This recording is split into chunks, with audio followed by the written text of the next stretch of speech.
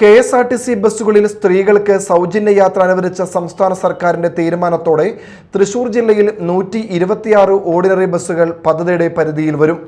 ജില്ലയിലെ 7 ഡിപ്പോകളിൽ നിന്നുള്ള ordinary town to town ബസ്സുകളിലാണ് ആനുകൂല്യം ലഭ്യമാക്കുക.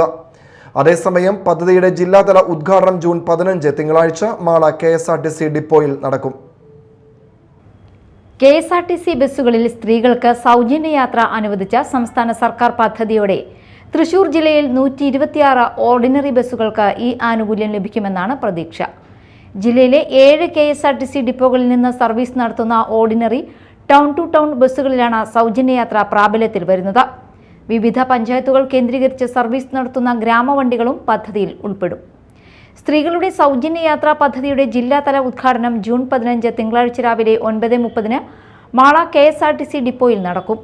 യുവജനക്ഷേമ കായിക വകുപ്പ് മന്ത്രി അഡ്വക്കേറ്റ് OJ ജനീഷ് പദ്ധതി ഫ്ളാഗ് ഓഫ് ചെയ്ത് ഉദ്ഘാടനം നിർവഹിക്കും.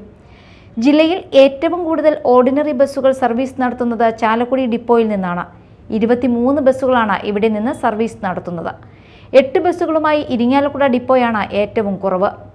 തൃശൂർ ഡിപ്പോയിൽ 20 ബസ്സുകളും മാളയിൽ 20 ബസ്സുകളും പാലക്കാട് 21 ബസ്സുകളും ഗുരുവായൂരിൽ 19 ബസ്സുകളും കൊടുങ്ങല്ലൂരിൽ 15 ബസ്സുകളും ഉൾപ്പെടെ ആകെ 126 ഓർഡിനറി ബസ്സുകളാണ് ജില്ലയിൽ സർവീസ് നടത്തുന്നത്.